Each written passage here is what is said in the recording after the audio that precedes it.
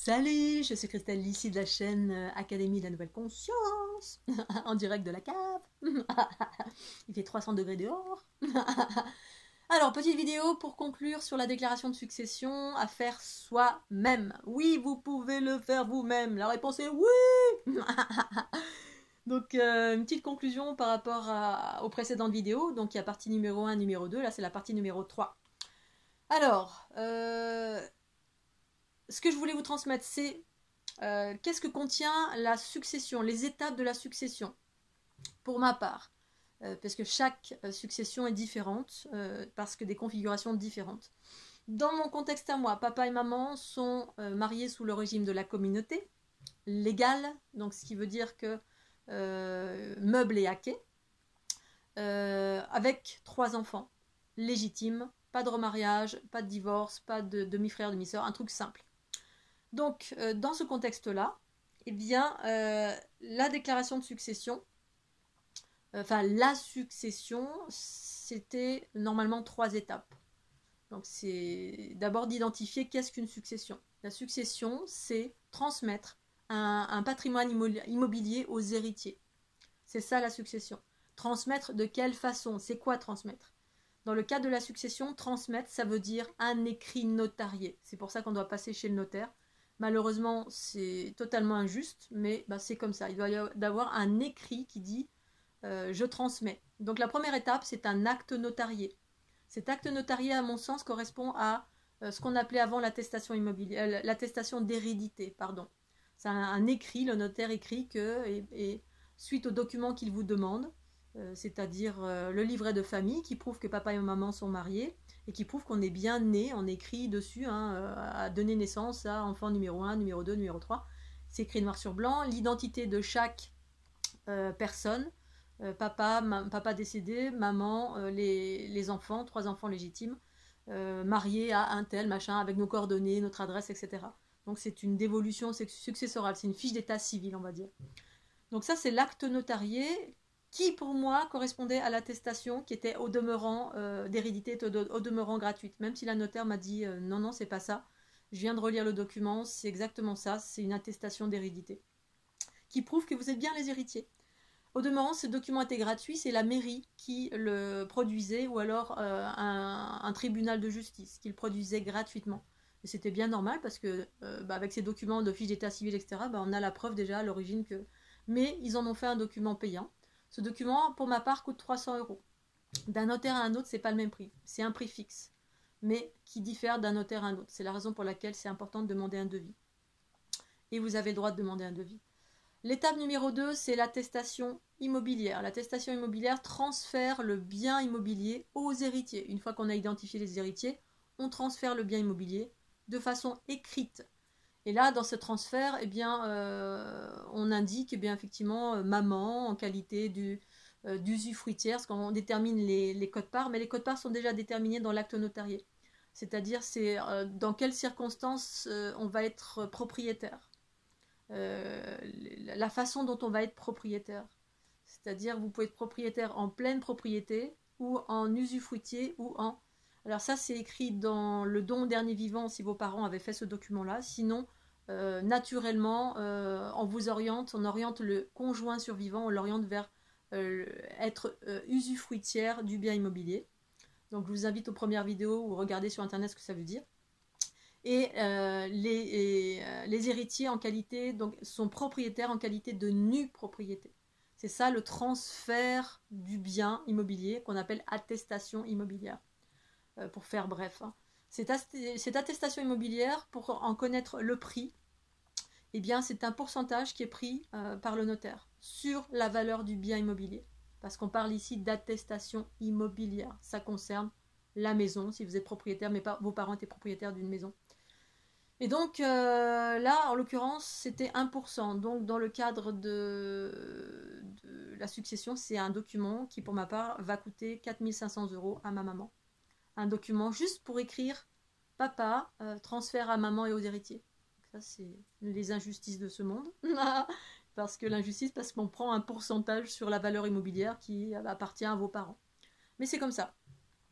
Alors, troisième étape, c'est la déclaration de succession. Donc ça arrive à la fin. Déclaration de succession, c'est le bilan, la valeur vénale de l'ensemble du patrimoine. Donc la valeur vénale, c'est quoi? La valeur vénale, c'est que vous devez évaluer tous les biens communs relatifs à votre papa et votre maman, tous les biens communs, et leur donner une valeur vénale. La valeur vénale, c'est pas la valeur de l'offre et de la demande, c'est-à-dire que c'est une valeur relative à un contexte de succession comme là. Donc vous ne devez pas évaluer ni trop haut ni trop bas, mais à sa juste valeur, valeur vénale. Donc pour ce faire, je vous invite à voir les autres vidéos, j'ai expliqué comment j'ai procédé. Et donc ça vous incombe. C'est-à-dire c'est les héritiers qui doivent évaluer, ici en l'occurrence, voiture de papa, voiture de maman, le bien immobilier, donc la maison principale, et puis le compte bancaire, c'est simple, la banque vous donne un arrêté, c'est-à-dire les montants, au jour du décès, combien il y avait sur la banque. Et donc vous devez donner ce montant-là, c'est totalement injuste, mais la banque, ce qu'il y a à la banque, ça rentre dans le patrimoine commun.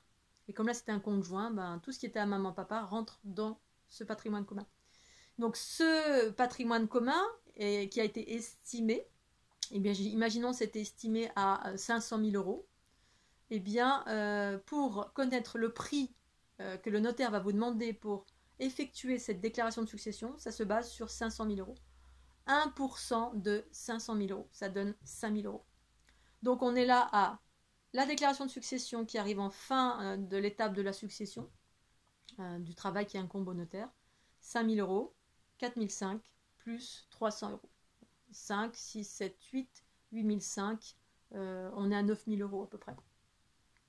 Voilà, donc pour faire très simple, comme j'ai établi moi-même la déclaration de succession, j'ai fait gagner 5 000 euros à ma maman. La déclaration de succession, vous pouvez la faire vous-même, même si au niveau du service public, ils vous disent s'il y a un bien immobilier, référez-vous au notaire. En fait, ce qui incombe véritablement au notaire, ce sont les écritures. Les actes notariés, numéro 1. L'attestation immobilière, c'est un acte notarié. Ça, on ne peut pas y échapper malheureusement, ça incombe au notaire. La déclaration de succession n'est pas un acte notarié, c'est une déclaration fiscale. C'est-à-dire qu'en fonction de tous les montants que vous avez trouvés, moins les abattements, moins le passif, moins... Voilà, en fait, vous avez un document CERFA que vous téléchargez sur le site des impôts, et puis vous remplissez jusqu'à déterminer la part du défunt. L'idée, c'est de trouver la part du défunt, c'est-à-dire ce que le défunt doit vous transmettre, d'évaluer cette part en valeur vénale. C'est totalement fictif, parce que c'est pas une histoire d'argent que vous allez récupérer, c'est fictif. Et sur cette part, on va calculer les impôts, tout simplement. Et au final, comme il y a beaucoup d'abattements, si vous avez très peu si les montants ne sont pas importants en termes de patrimoine, moi, pour ma part, ça fait 0. C'est-à-dire qu'il n'y avait pas de droit de succession. Mais dans le cas d'un gros montant, vous avez de l'argent à devoir aux impôts, en plus des 9 000 euros que vous devez au notaire. Dans ces 9 000 euros, je ne sais pas quel argent est rétrocédé à l'État. Il y a beaucoup d'informations qui vous expliquent que c'est réglementé, que tout l'argent que prend le notaire, ça va à l'État, etc. Pour moi, c'est faux. Voilà, parce que il y a un manque d'informations, il y a un manque de transparence vis-à-vis des honoraires du notaire où on n'explique pas très clairement, voilà, dans les émoluments, parce qu'il y a des termes en fait comme honoraires, émoluments, je sais plus quoi, il y a un troisième terme. Il y a 3 mots qui expliquent, qui parlent en fait d'argent, mais c'est des termes notariales. Et puis, pour expliquer, pour savoir dans les 4 000 euros ce qui va au notaire, pour ma part, en fait, beaucoup va au notaire, et en même temps, c'est normal, parce qu'en fait, un notaire ne travaille pas gratuitement. Mais ce que je reproche à cet environnement, c'est que ça a été relativement hermétique. À chaque fois que j'ai demandé de faire un devis, parce qu'en fait, vous pouvez faire une demande de devis, et naturellement, en fait, les gens pensent qu'on ne peut pas y couper, et puis ignorent en totalité qu'on peut faire la déclaration de succession, si vous avez une succession qui est simple, ou même si vous avez un cerveau, vous téléchargez la notice, et vous avez, pas la notice, mais le CERFA, il y a une notice qui vous explique très clairement, plus des informations que vous glanez sur Internet. Et si vous avez le temps de le faire, ça peut valoir le coup, parce qu'économiser 5 000 euros, en l'occurrence, moi, je trouve que c'est important quand vos parents n'ont pas beaucoup d'argent. Et que les héritiers n'ont pas beaucoup d'argent non plus. Et d'autant plus que c'est de la prise d'argent qui, à mon sens, est totalement injuste. Donc moins j'en donne, mieux c'est. Je veux bien donner de l'argent à ceux qui en ont besoin, mais l'État et le notaire, certainement pas. c'est la continuité pour moi de la gamelle que de prendre de l'argent sur un bien immobilier ou sur un patrimoine, un patrimoine tout simplement, alors que c'est de l'argent que vos parents ont gagné à la sueur de leur front. Bref, ça c'est mon avis personnel. Ce qui d'ailleurs m'a motivé à faire cette déclaration de succession. D'abord savoir que je pouvais le faire, ça a été très dur de trouver l'information, c'est hermétique aussi. Vous allez sur YouTube, on ne trouve aucune info, faut ramer jusqu'à trouver un petit site qui répondait en fait à mes antennes, parce que comme j'ai des grandes antennes, je me suis rendu compte qu'il y avait un truc qui n'était pas net, qu'il y avait quelque chose à faire, et effectivement j'ai trouvé. Donc très clairement, vous pouvez le faire, vous allez sur le site .gouv.fr, impôt.gouv.fr ou servicepublic.fr, déclaration de succession, formulaire 2705S, 2705SSD, et ensuite vous avez la notice S, note quelque chose. Bref, vous téléchargez, puisque de toute façon c'est vous qui allez faire cette démarche. Sachez que quand vous allez chez un notaire, le notaire ne vous dira pas du tout que vous pouvez faire la déclaration de succession. Ensuite, il n'explique pas qui fait quoi, quel argent où. Hein. On vous donne la facture à la fin. Et puis, en tout cas, de ce que j'ai pu voir des actes notariés antérieurs de ma maman lors des ventes immobilières ou des héritages qu'elle a eus, c'est écrit émolument, patin, couffin, enfin des trucs un peu obscurs, obscurs pour nous parce qu'on n'est pas notaire et c'est un jargon très particulier.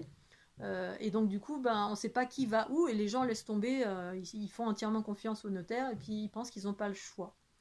Donc vous avez le choix de faire cette déclaration, ça fait 5 000 euros pour ma part d'économie, plutôt que de payer environ 9 000 ou 10 000 euros.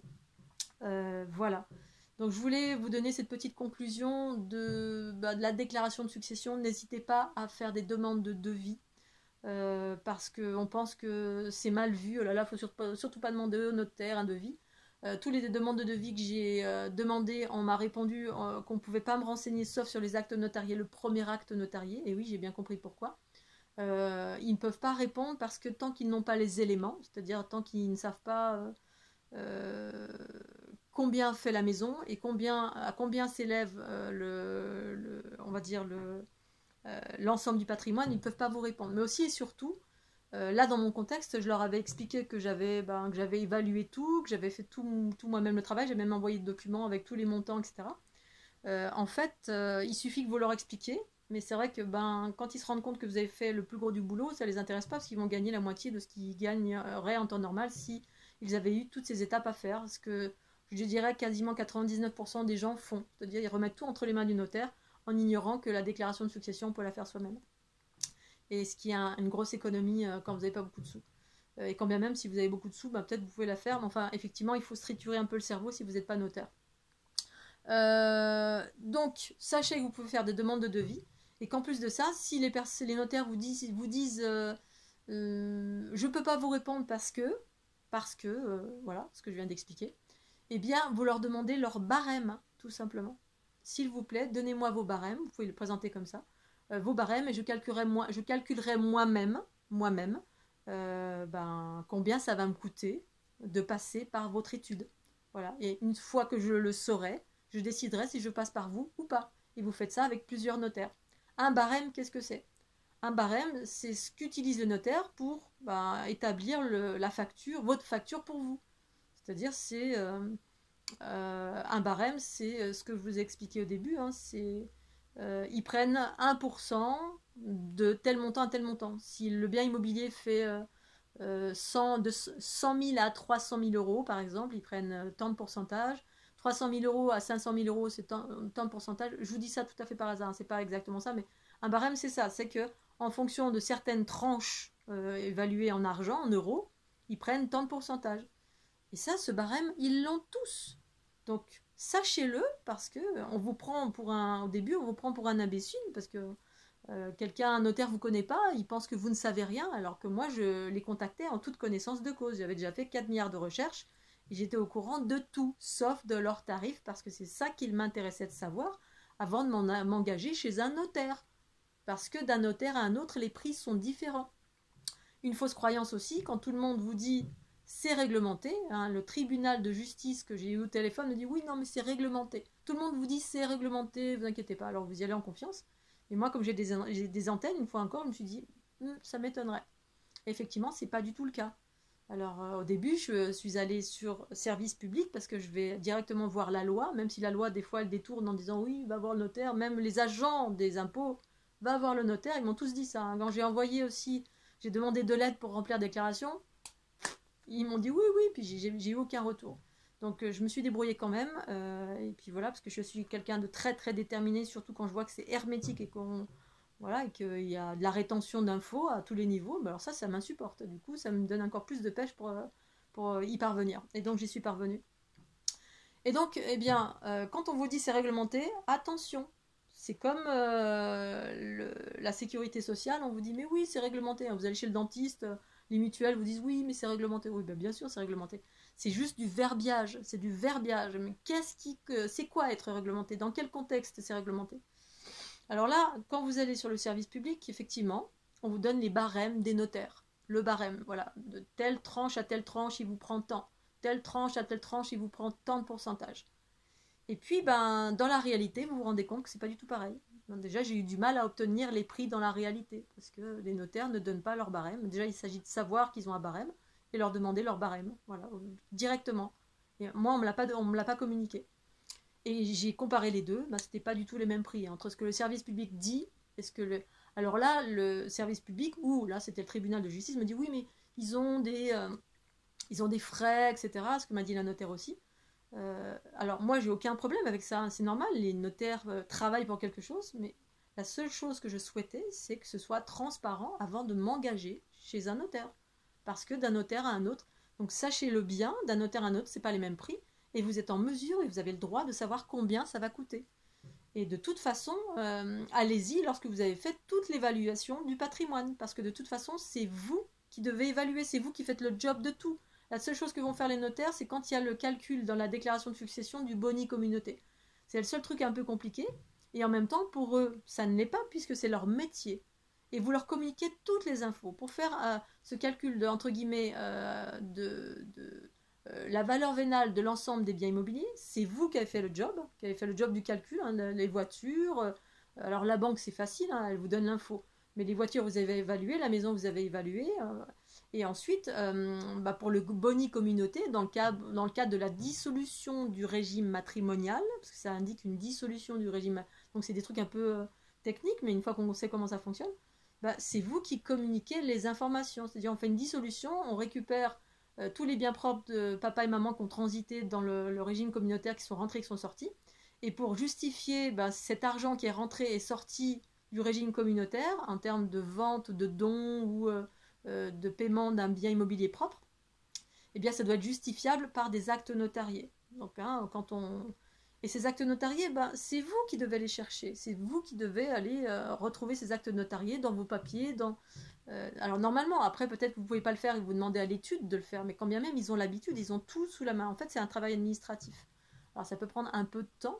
Mais je pense que c'est un temps qui est vraiment réduit par rapport à moi qui n'y connaissais rien. Et j'ai mis un temps fou, parce que j'ai d'abord mis un temps fou à comprendre le différent jargon, hein, le boni communautaire, qu'est-ce que c'est, les reprises de deniers, de récompenses, qu'est-ce que c'est, comment ça fonctionne, tous ces mots un peu qu'on ne connaît pas.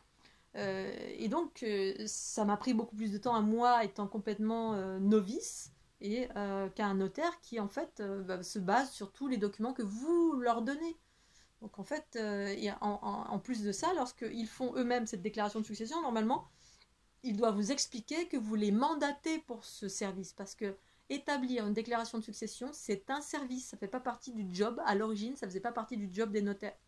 Mais c'est rentré automatiquement et implicitement dans les étapes de la succession, sans que les notaires expliquent que vous avez la possibilité de le faire. C'est ça qui me déplaît fortement. C'est ça pour moi le manque d'information qui réduit notre autonomie et notre choix de dire oui ou de dire non. C'est-à-dire que quand on ne sait pas, ben, en gros, on n'a aucun choix. Donc du coup, pour moi, c'est un manque d'indépendance et cette vidéo, elle vise à rendre les gens indépendants. Alors, vous pouvez très bien choisir de faire tout chez le notaire parce que voilà, parce qu'on peut ne pas se sentir capable. Si on a l'argent pour, ben, je comprends très bien. Les notaires, c'est leur job, bien sûr, et ils le font très bien pour certains, pas tous. Et puis, mais d'avoir au moins l'information que combien ça va coûter, qu'est-ce que je fais pour vous et qu'est-ce que vous pouvez faire vous, si vous le souhaitez. Voilà, en expliquant ce que ça implique. d'être transparent sur les notions d'argent, ce que fait le notaire et le fait que ce soit nous qui mandatons le notaire quand il y a une déclaration de succession qui normalement est un document CERFA, hein, qu'on trouve dans le service public, que vous remplissez vous dans une dynamique de payer des impôts. Et ça, normalement, donc du coup, quand vous faites faire ça à un notaire, bon, normalement, ça se fait automatiquement, puisque vous n'êtes pas au courant que vous pouvez le faire vous-même. Eh bien, sachez que vous êtes responsable s'il y a un problème au niveau de cette déclaration de succession. Responsable, pourquoi? C'est-à-dire si le fisc, à un moment donné, décide de vérifier la déclaration, de se dire, là, on va vérifier, potentiellement, cette vérification, elle va peut-être générer un redressement fiscal, ou j'en sais rien, peut-être s'il y a des erreurs, ou j'en sais rien, parce que ça vous incombe à vous, parce que c'est vous qui donnez les documents. Le notaire fait la déclaration de succession avec les documents que vous lui donnez. Donc autant le faire soi-même, parce que vous êtes responsable. Et bien moi je l'ai fait en bonne et due forme, autant que faire se peut, en me rendant, on va dire, en toute connaissance des lois, et même en cherchant derrière la loi, parce que la loi n'était pas explicite à ce sujet, hein, que je pouvais faire moi-même. Mais une fois que j'ai compris que je pouvais faire moi-même, effectivement, les documents que j'ai téléchargés, c'est expliqué, vous avez une notice qui vous explique tout le jargon notarial, comment remplir déclaration, et même quand j'avais des doutes, je regardais sur internet, un peu partout, il y a très peu d'explications. Moi j'avais besoin d'un exemplaire qu'on me dise très clairement, voilà, ça se fait comme ça. J'ai pas trouvé, c'était très très difficile de trouver. Et puis au final, j'ai quand même réussi, parce qu'à force de chercher, on a la chance d'avoir internet aujourd'hui, beaucoup d'informations, j'ai un cerveau, je sais réfléchir et comprendre, et du coup j'ai réussi à le faire. Donc voilà, je voulais juste conclure sur le fait que c'est possible, vous pouvez le faire, écoutez bien, regardez bien sur internet toutes les infos, comme vous pouvez aussi remettre tout entre les mains d'un notaire, parce qu'effectivement on est dans le cadre d'un deuil, d'un décès, donc du coup c'est pas rigolo, mais moi ça m'a aidé à mettre la tête dans le guidon et puis défendre les intérêts de ma maman, juste parce que je suis tombée devant une notaire qui m'a semblé être une commerciale plus qu'une notaire, et que ça m'a profondément énervée, et du coup je me suis engagée à faire cette chose-là, en ayant intuitivement senti qu'il y a des choses que je pouvais faire moi-même, et que tout n'était pas clair. Voilà, donc j'en suis là. Je vous souhaite un très grand courage pour le remplissage de cette déclaration de succession. Et puis, je vous fais des gros bisous. Puis pensez au petit pouce bleu, et surtout pensez à activer la petite cloche pour avoir toutes les vidéos en ligne de ma chaîne Académie de la Nouvelle Conscience. Bisous, tchuss.